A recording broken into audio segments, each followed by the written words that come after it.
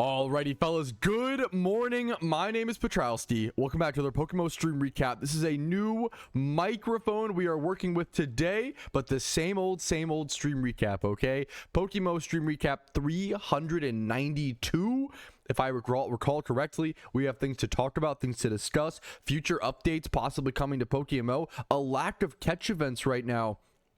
I don't know if indicating any sort of possible update or just I don't know what's going on, to be honest. I've talked about it a little bit recently. They're not scheduling as many catch events as they normally would, at least from my personal experience, my personal opinion. Let's jump into what is scheduled right now. So like right now, there is only one Western World catch event scheduled. That's it.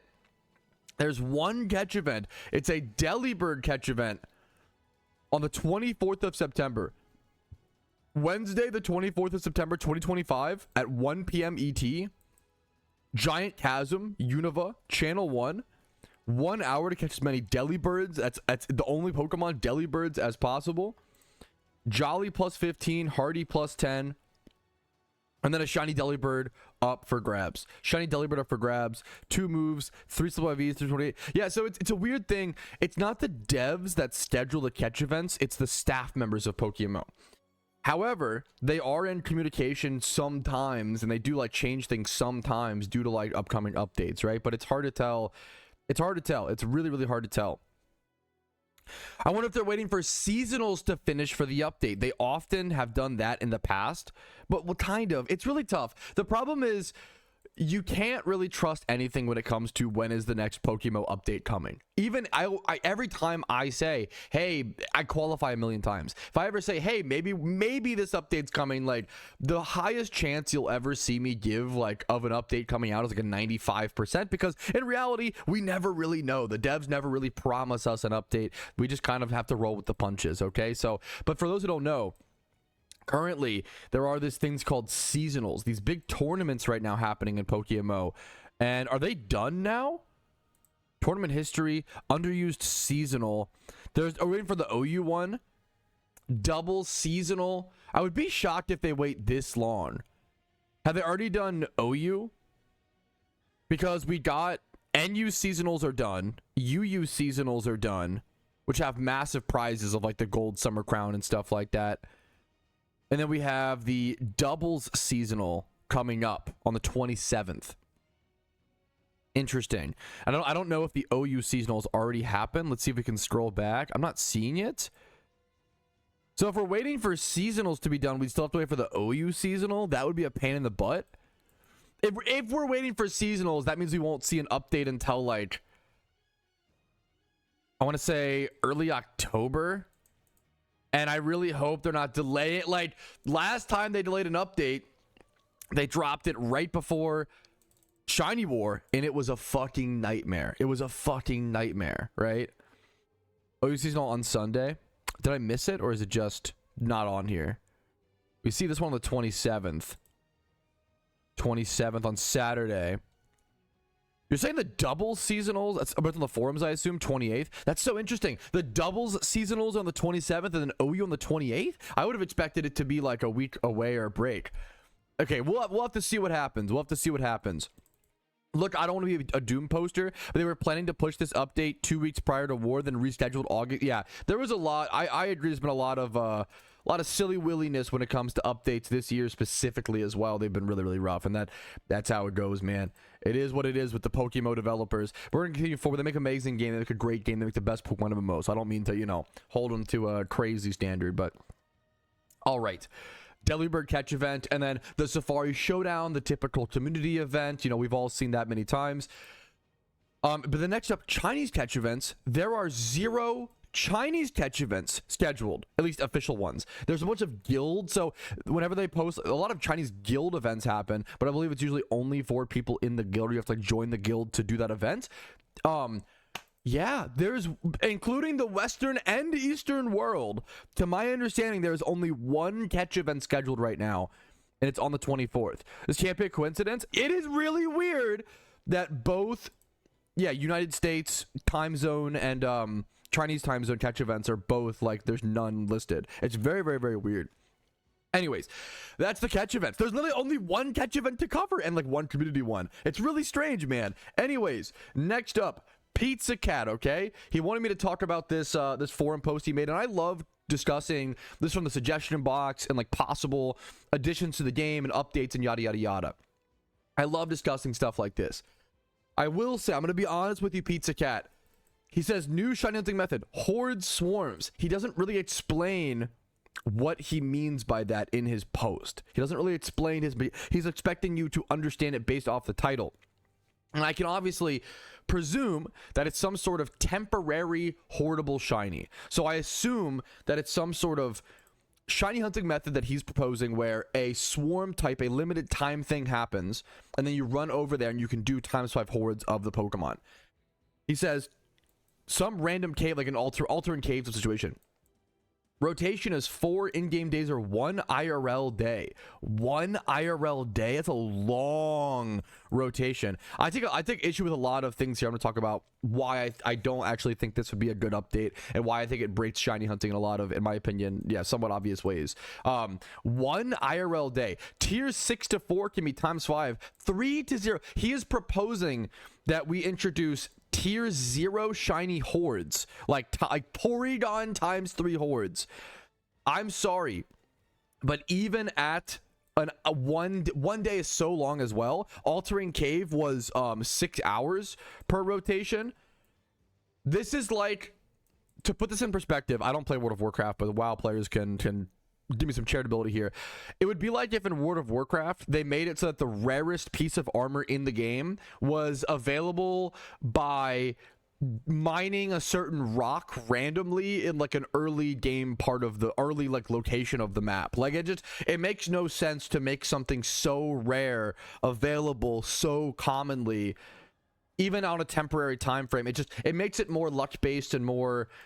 It introduces this sense of FOMO. This is fantastic for mobile game development and fantastic for like if your goal is to milk your player base, but this is not good for long-term balance and not good for long-term satisfaction in an MMO. In my personal opinion, is it just my opinions? Slow jam always available. Zubat again. Social. I do respect like lots of people on the map during desired hunts. I respect the ideas. Rare mons, lots of charms getting popped. Imagine a tier 0. Yeah, but like it's just not a desired single encounter appearing. You should not be able to like hoard for a rare. That's like the whole. Also, it make it so, yes, Danny, yes, the problem is you don't want limited time things that are so fucking efficient that it makes the other activity dog shit. Yeah, so what Danny said, it would make no one ever single shiny hunt ever again. Why would you waste time when you could get a horde of that mon eventually? Yes, what happens, this is the same reason why I don't like shiny boosts during holiday events, but they kind of did fix that in a way where it's only wild spawns.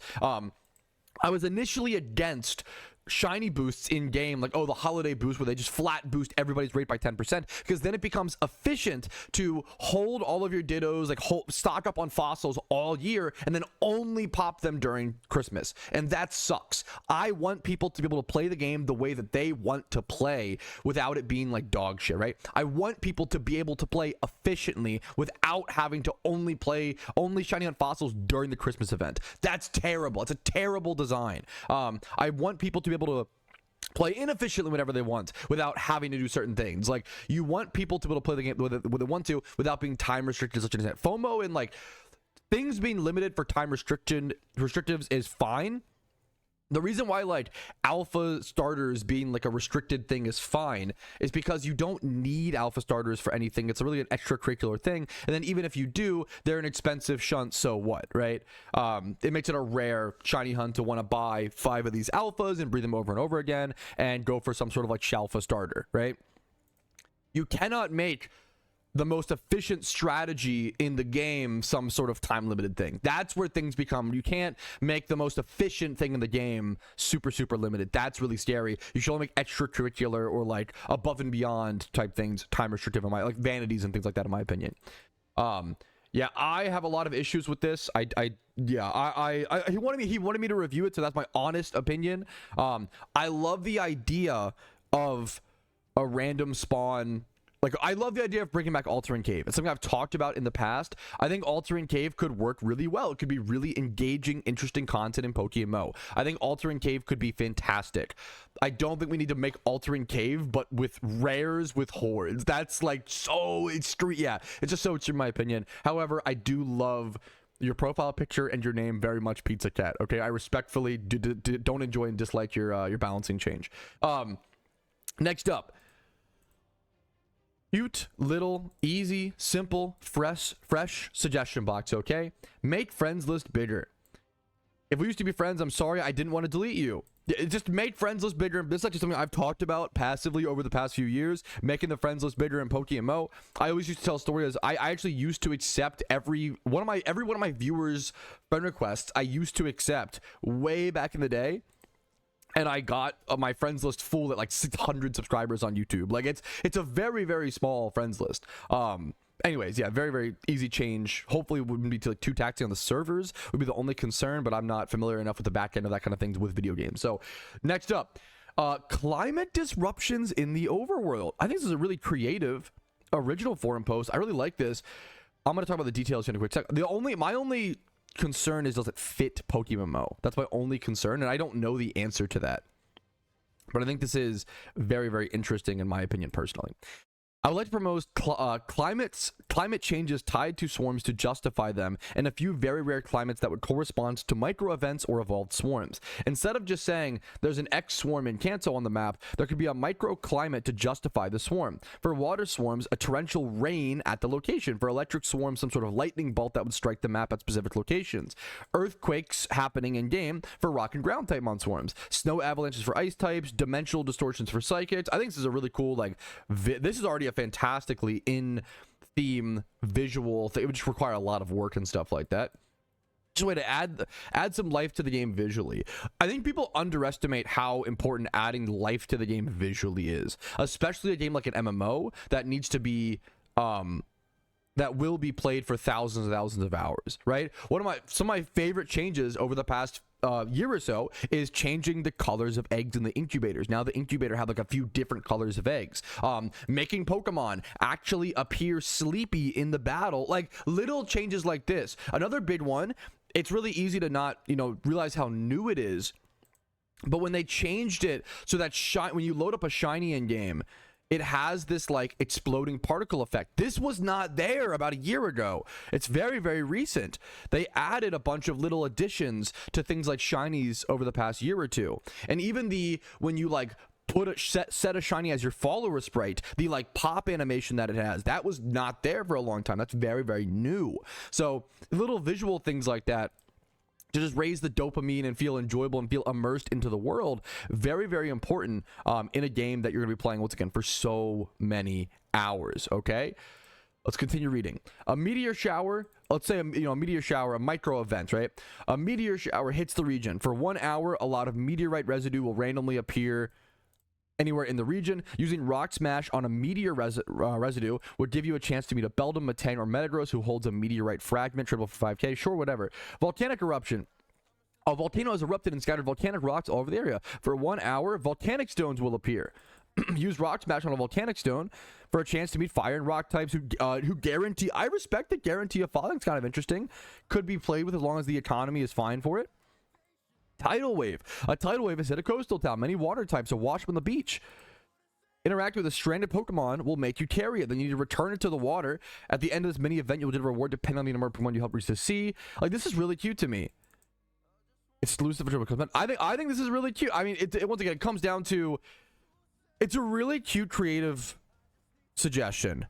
Sounds like an idea Pokeforce will do. Yes, unironically, like, it's a really cute, cool suggestion. My concerns are, does it fit PokeMMO? And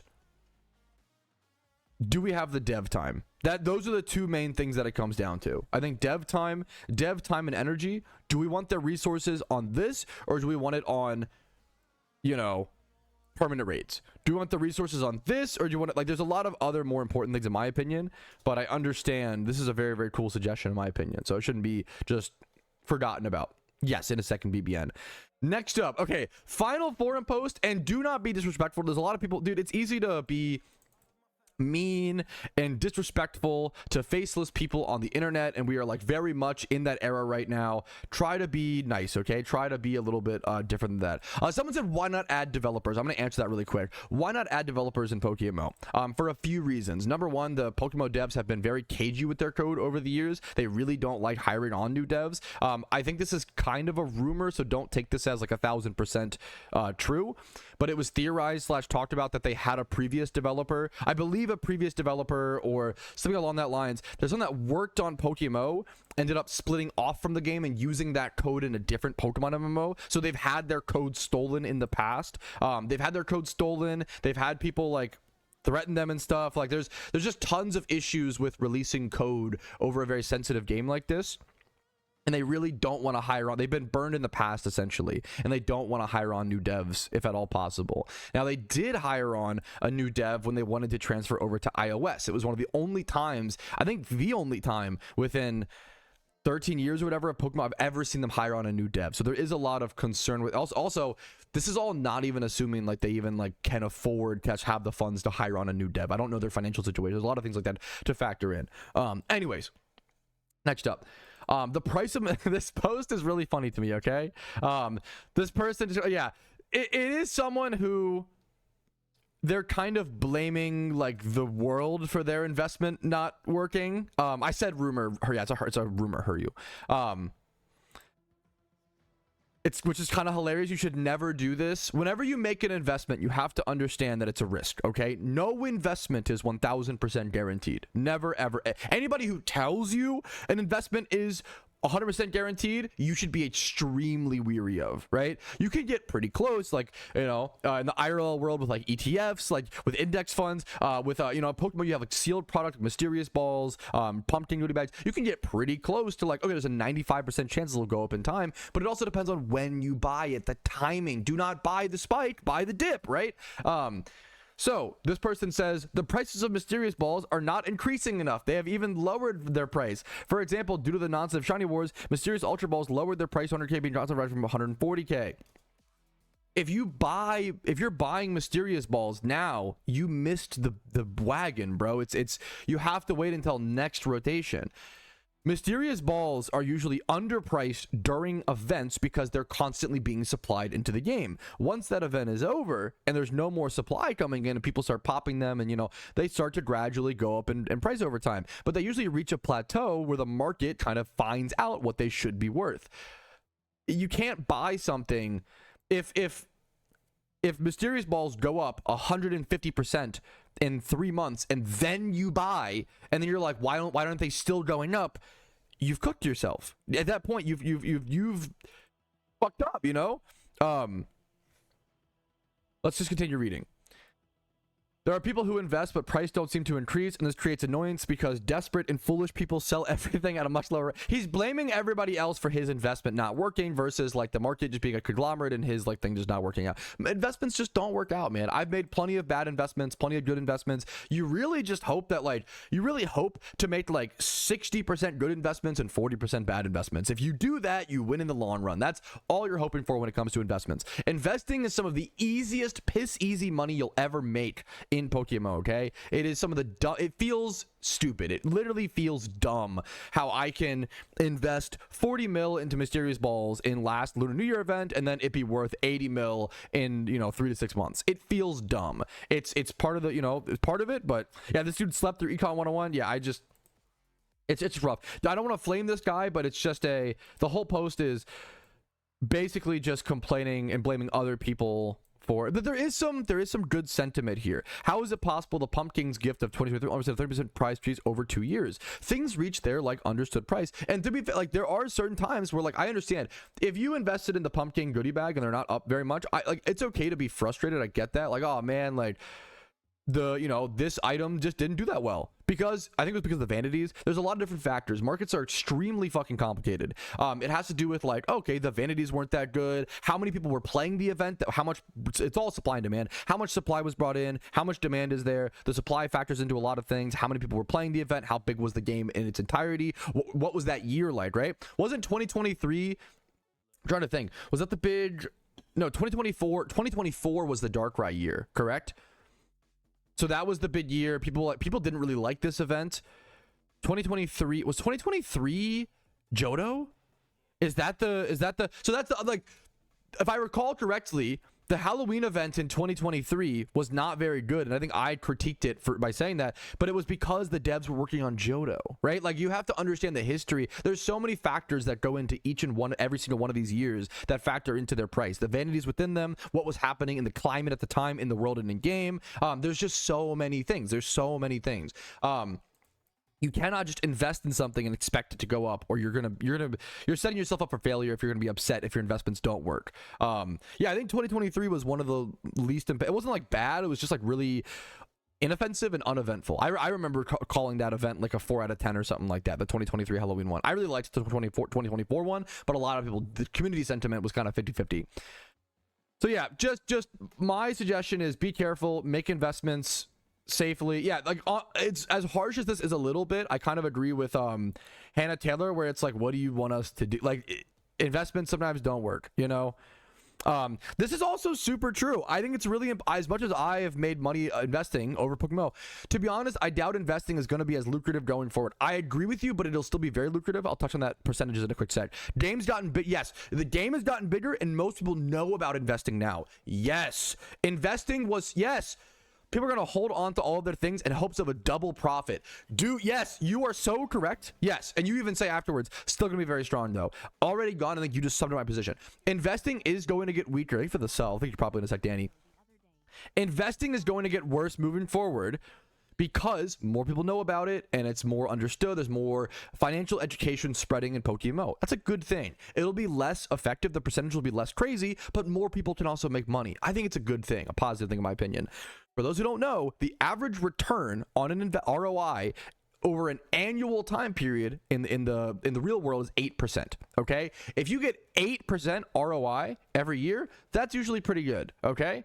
In PokeMMO, the current ROIs are like 100%. Like, we've had it too good for too long, okay? Because people didn't know about investing and because people weren't as educated and didn't have as many funds, people who got it on the ground floor were able to make a shit ton of money, okay? That's the advantage of being first. That's the advantage of like being active and being there and adapting to things quickly rather than like delaying your adaptation, right? So in the future, as time goes on, investing, the margins will get less and less. If Mysterious Balls, I would bet Mysterious Balls raise only like 30% in value this year or some shit, right? That's still from their bottom out price. That's still going to be really, really good. Even if you don't buy at bottom out, price, you're probably going to make like 20% profit. And it's like, you can't be, if you're complaining about 20% ROIs, we're cooked. You know, you have to understand the reality of investing, and the 8% is the average, and that sometimes you lose, and it's all really tough. It's all really hard. Investing is never guaranteed. There's a lot. I could talk about that for hours and hours and hours, but we're just getting started in the PokeMMO stream recap. Thanks for watching. Thanks for joining us. Hopefully you guys have enjoyed the rambles. If you have any questions, let me know. If you have any, comments, anything you want to add, come into the streams, leave comments on the videos. I really appreciate those. I try to read every single comment. Thanks for watching. Let's jump into the actual gameplay, and any good questions from chat, we'll get back to. Okay, this is huge news. I haven't heard anything about this. This is coming from staff member Park and the PvP Tier Council within PokeMMO, which is a group of players that sort of discuss, talk about, and help rebalance or keep balance in PokeMMO PvP. We are currently looking at the possibility to update Sleep Clause. Sleep Clause might be the most important clause in Pokemon PvP, in my opinion. The current proposition is to have sleep only activate once per game instead of one at a time. Feel free to discuss this, or if you think you have a better proposition that isn't overly complicated, take a shot.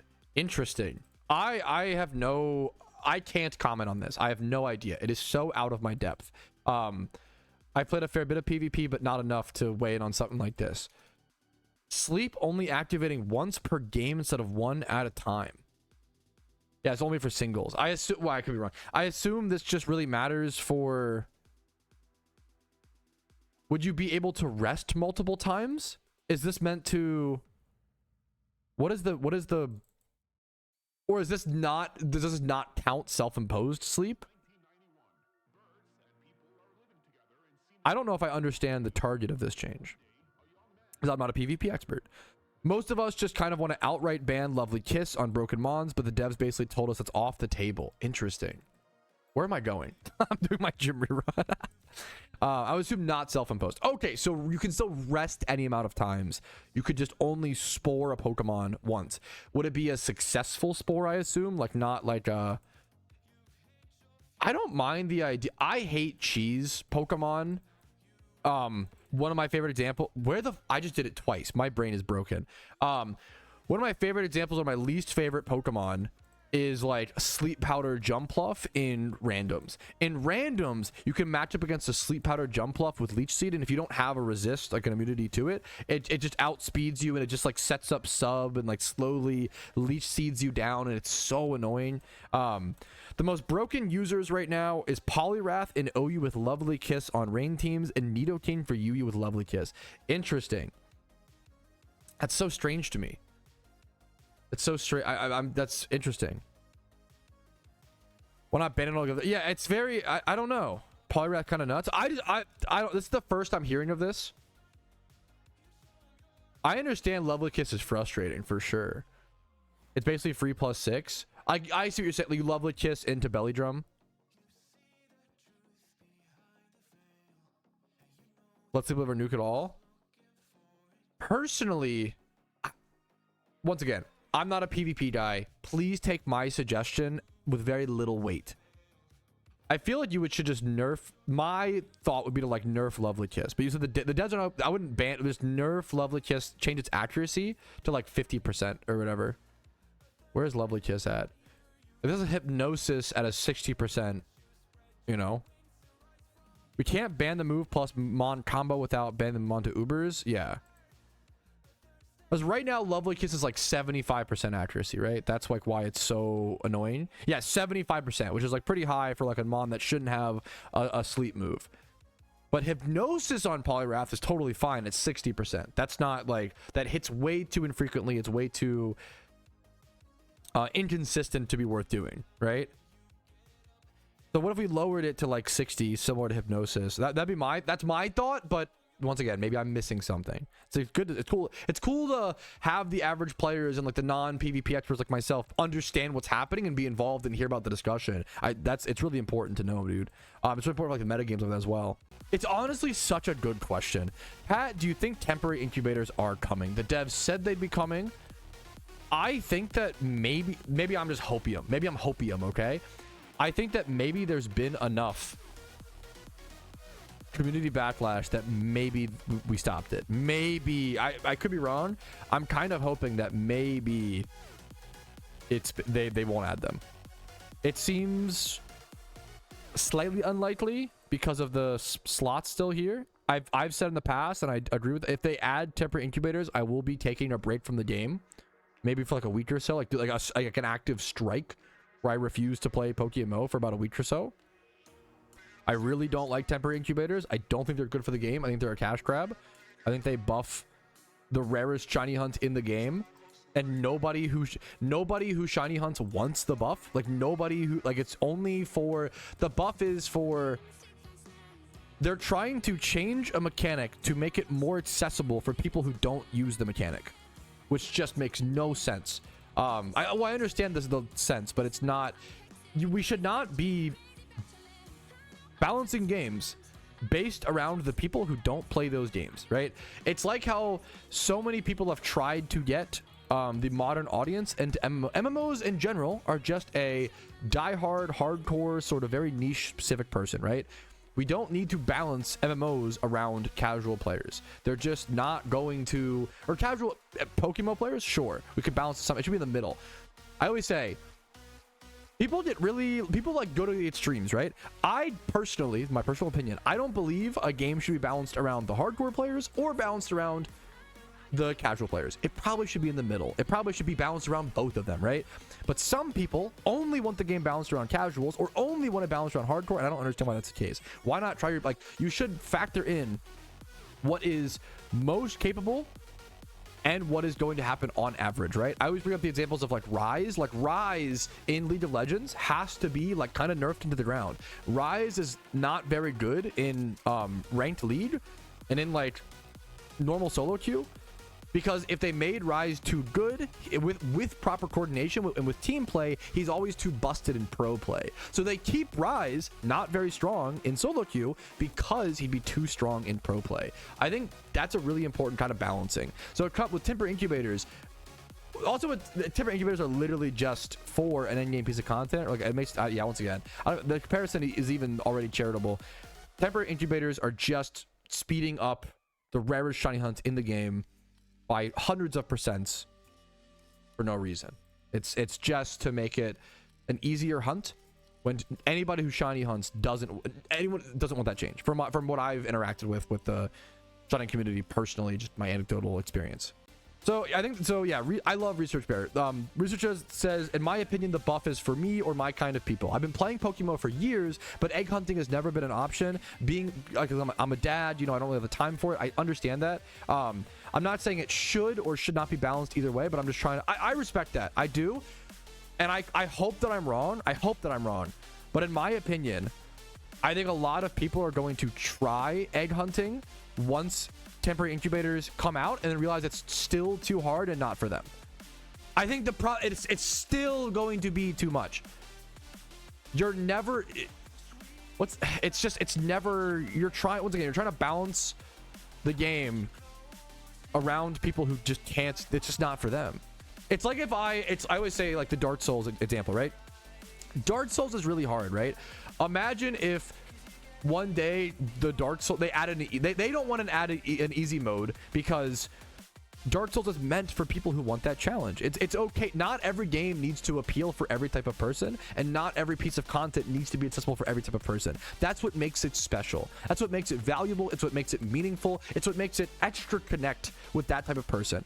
When we start homogenizing everything to be as accessible as possible, when we start fucking capital maxing, money maxing, accessible maxing, we start making everything become as bland as possible, right? I look at like the Marvel movies. No disrespect if you enjoy them, right? The Marvel movies, so many people love them, but I really don't enjoy them very much because they feel very like, they feel built for everyone, and when you build something for everyone, it ends up being for no one in a lot of ways. And the Marvel movies were wildly successful, so that's kind of not the best comparison. But I feel like you reach a point with video games, right? You start reaching a point with video games where if you try to make a game for everybody, it's just gonna hit for nobody. You're never gonna develop a deep connection. You can make something shallow for everybody and approachable for everybody, but then it's never going to hit deeply. And the whole point of MMOs is for them to hit deeply. The whole point of MMOs since the history of time has always been to build that deep connection, that long-term, deep, hardcore connection, right? We're trying to get rid of the thing that makes MMOs work. And I think that's what's been killing him. I think what's been killing MMOs is the combination of the tides have changed, what people want in a video game has changed, which is fine. MMOs are going to decline in playership because of that. They will always have the hardcore players, right? The problem is we're alienating the hardcore players as well because we're now trying to balance around, like we're balancing MMOs around the people who don't play MMOs to try to increase the popularity, and we're kind of just getting nobody. MMOs are trying to reach two audiences and they're landing in the middle and hitting nobody. Where instead, I feel you should just lean in to the hardcoreness, lean into the difficulty, lean into the time consumption, lean in to the lifestyle, right? As soon as if you have a casual MMO, you have a dead game most of the time. When you make MMOs easier and easier and easier, it just kills them over time. We've seen this history repeat itself over and over and over and over again. All right, but it is time for either your most favorite or least favorite part of the stream recap, the MOVIETROUSKI takes. There's timestamps. If this isn't your cup of tea, I totally get it. Let's go from when I'm back into the movie arc. I think I took like a 4-day break and didn't watch a single movie. Whoa, 4 days, no movie. What the heck, Patrouski? I know, dude, I was off my game. I think that break really got me back into them a bit better, okay? Big, bold, beautiful journey. Man, I might be overrating the hell out of this movie. And let me qualify, okay? I think I said in the first sentence in my review, this might be the margarita fishbowl talking. Because I gotta tell the story. Right before this movie, we went to a hot pot restaurant, and me and my wife both ordered a margarita fishbowl. And the waitress was like, are you sure you want like 2 of them? Like, you don't want to split one? And I was like, no, of course I want my own one, right? And she came back and they were huge, obviously. And she was like, yeah, we've literally never seen a customer finish one on their own. So if you can do it, you would be the first customer like to ever. And I fucking did it, bro. I fucking finished that shit. And I was violently fucking trashed walking to the movie theater to watch Big Bold Beautiful Journey. And dude, watching this movie while trashed off a fishbowl was so beautiful. It was so fun. It was so good. I cannot recommend it enough. I loved it. Now, if I watch this movie sober, it's not getting the best reviews. Maybe it's not that good. I weirdly think this movie is beautiful, okay? The problem is, this movie like jumps into things so immediately, and it requires you to have prerequisite knowledge of love, okay? Not only love, but true love. I genuinely think, and I'm just kind of glazing my wife's marriage, right? But like, I genuinely think this movie, I don't know if you can enjoy it unless you know what it's like to have met your soulmate. I think like a lot of people feel that way. It's really tough. It's kind of like, I think this movie literally gatekept itself by like requiring the watcher to understand what it's like to like go through that big, bold, beautiful journey. I obviously understand that, glaze. So I give it a 5 out of 5, 10 out of 10. I love this movie. I loved it so much. I loved it. We have some positive MOVIETROUSKI takes, honestly, this episode. Fighting the the negative ones, the cynical movie watchers. Bro, I really liked him, and a lot of people didn't. I was blown away. Now, I gave it a 4.5, but let me qualify. I gave him an 8.4 out of 10. Him right now, I couldn't believe this. Leaving the theater, I'll read my him review, okay? Well, maybe not the last part gets a little aggressive. We'll see.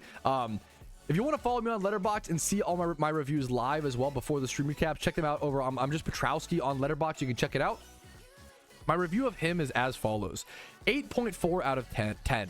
Him is a beautifully unique movie with refreshing, one-of-a-kind visuals, camera angles, and stellar performances all around from the acting cast.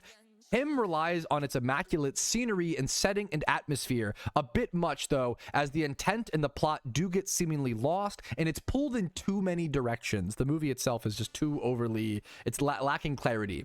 It feels incomplete and it feels lost, especially towards the end. I was, however, enthralled during every scene. I was never bored, never able to let my mind wander, fully engaged, and that's a phenomenal experience in this modern age, especially like in a movie theater. Makes for a great movie theater experience. Him is quite good and worth the watch, but not like life-changing or amazing in my opinion, similar to how like it's kind of just like a worse Whiplash in my opinion, but it's still very, very good and very, very beautiful visually. Now, to do everyone, that's the review of the movie, and that's like 3 paragraphs. I then wrote 4 paragraphs saying, now to do everyone's favorite thing on Letterboxd, flame the other users. I left the theater reflecting on my viewing of him and thought, you know what, it's a beautiful movie, but it does have glaring issues, even though it was a great watch. I hope when I go to check the reviews that it's not like a 4.4 or something like that on average, because people tend to usually overrate movies while they're still in the theaters. That theater experience adds some specialness, right? And then I went and I checked. The average score of him is a 2.7 out of 5. So a 5 out of 10. What the fuck? How mad are you people? I mean, we're gonna get a little hyperbolic and a little mad for entertainment reasons and expressing my feelings with less of a filter than would be productively intended, okay? Keep that in mind as I read this next section. I mean, let's get serious. Yeah, this movie has problems, but the amount of 0.5 star and 1 star reviews, just say you were picked last for gym class every time. Just say you're still mad you were born with small hands at a 5'6" frame. Like, what the fuck is going on? A 2.5 star review I can understand. 3 out of 5? Sure, I can understand that. In what world are you seriously in good faith giving him a 0.5 star review when the acting and cinematography alone alone warrants the 2-star rating. If you hated everything about this movie aside from the acting, it's at least gotta be a 2-star for the talent there alone. Your cynical, lanky ass, nerdy ass movie review to feel your small cock, get hard ass, little wimpy ass, cinephile snobs fucking bug me. You're so droll. I was so mad when I wrote this review. I think him is quite good. It has flaws. People were giving it fucking half a star, bro. Like, what are you smoking? What are you talking about? I think they were disappointed because they were expecting better, which I understand, but holy crap. Anyways, that's my him review. We're gonna not going beyond that. Does that have a crash out? I don't know. It's a good question. Next up was The Home, which I was pleasantly surprised with. The Home with Pete Davidson. This movie feels like a low budget movie. It's not, I wasn't expecting very much. It's not rated very well. The Home has the same scoring average as him for reference, by the way, which is crazy because these movies are very, very, very like far from each other. The Home is still very good. The Home is like a low budget, really interesting horror movie. The Home has one of the most unique storylines I've ever seen. The Home is so worth watching. It's like, go in expecting like a 6 out of 10 horror movie and you will be extremely happy, in my opinion, when watching The Home. It's Pete Davidson. It's about an elderly folks home. That alone is like fucking creepy, but like beautiful, and it like kind of critiques at obviously how we fucking neglect our elderly in society. You know, we live in a society. Joker emoji. It's really good. I don't want to say too much. I really recommend The Home. You have to finish The Home. I drop a lot of movies. I've started to if they're not that great because I think our time on this earth is very, very valuable. The first hour of The Home is good. The problem is that it's just not intriguing. It's not a thriller. There's not enough tension. They tried to build tension and thrill in The Home, and it's just never quite thrilling or tense enough, in my personal opinion. But the story is really good. The acting is not amazing at times, but the story in The Home is beautiful. I think it's worth watching, in my opinion, for that. Next up, Circle. This movie was a really fun bad watch. I want to qualify that. I watched this with my wife. We just threw it on and it was an amazing watch. Like really, really fun watch to rant and rave about and just sort of like laugh at, and like it's a really fun laugh at movie watch. Okay, as a movie, it is one of the worst movies I've ever seen. It is one of the best premises. If I were to rate the premise alone on a scale of 1 to 10, I would give it a 9 out of 10. The premise is amazing. Circle is, I think this is not a spoiler. Circle is about a group of 50 people who wake up in a room and every 2 minutes one of them dies and they have to like figure out what's going on. That's like the basic premise, right? The premise is really, really, really, really good. This movie is one of the biggest all-time fumbles of a good premise. It has insanely, this is like light Yagami levels of edge. It is the edgiest, like it feels like it was written by a middle schooler. Like the shallowness of the characters, the level of dialogue. It's like at every single turn they just pick like the most evil decision. It makes no logical sense. It makes no emotional sense. Nothing makes sense in this movie. It is meant to be shocking. It is meant to be edgy. It is meant to be like cynical. It is one of the worst movies. It is the least human movie I've ever seen. This movie feels like written by AI or written by like a 14-year-old or the stereotypical design of this is my little zingers, okay? The stereotypical design of each character is about as deep as a kiddie pool. The dialogue is less intelligent than a Call of Duty lobby, and the acting is less than that of a middle school play. This movie is a fucking cartoon, a shitty cartoon. I can't believe this was released in 2015. This is a fantastic group watch to make fun of and or have something fun to talk about. That's the only good thing about this movie, is that it's the premise. The premise is the only good thing. Every single other part is terrible. But because of that, it's a fun bad watch. You'd rather have a fun bad watch than it's like boring, like Smurfs 2025. Not a fun bad watch, just a monotonous bad watch. It's just not good. Circle, Very, very fun bad watch. Can't recommend enough in my opinion, for groups and stuff like that. I'm so glad you asked this, Jake Piazza. I'm breeding up some raid Typhlosions. Is it better to sell now or closer to raid time? Closer to raid time for sure. There are so many people, and maybe I'm wrong. I can't say with 100% certainty, but I would say like 80 to 90%. Dude, there are so many people that come back to PokeMMO who didn't do any prep work because they hear that there's an event. So they hear there's an event. They don't, they're not really in tune with the community most of the other time, which makes total sense, totally fair. They live their lives and touch grass. I get it, right? There's so many people who come back and they want to do the event, so they are willing to credit card swipe or spend whatever Pokeyen and just buy. Yeah, prices go crazy during the event. I always tell the story. Now, I don't think this will ever happen again because this was so severe, but in 2022, I believe, I think it was 2022 or 2021. It was many years ago. There was a point where, I think it was 2022. There was a point where 2 times 31 Chandelures with correct nature, it was like I believe modest nature, got up to 1 million Pokeyen, like 800k, 1 million Pokeyen per. It was disgusting. It was the most insane price gouge I've ever seen. A Chandelure with these stats was like 800k to 1 million Pokeyen because nobody wanted to go farm Litwicks, nobody wanted to go farm Pokemon when they could just do the event and make more money. So but if you wanted to do the event, wanted to do the Pumpkin, you needed the Chandelure. So it was this like weird catch-22 where everybody who had Chandelures was farming the event for profit, but anybody who didn't have Chandelures, they got so expensive. So yeah, it's all supply and demand. The demand increases severely during event season. If you want to make a Pokemon investment, getting a bunch of multiples of good PVM Pokemon and then selling them during the event can be a good investment. There's risk there. Don't be upset if you can't make a profit then, or if the events change or something like that. But there's good potential, high potential for sure. All right, and in very typical Patrouski fashion, we are ending the stream with a stream crash. It happens. It is what it is. Thank you guys so much for watching. Like the video if you enjoyed it. Dislike if not. Subscribe to the channel for daily PokeMMO videos. I do upload every single day. Follow me on Twitch for streams, usually Monday through Thursday at 12 p.m. ET, but I have a feeling I'm going to be taking some time off this week. I think I'm going to be taking some time off at some point, or like over here during September and October, to give myself a fresh mind heading into event season. Event season is going to be crazy. Event season is going to be hectic. It's going to be 16 hours a day, like absolute craziness. So I want to make sure I'm heading in fresh and capable of handling and being flexible and doing whatever. So get my mind right there.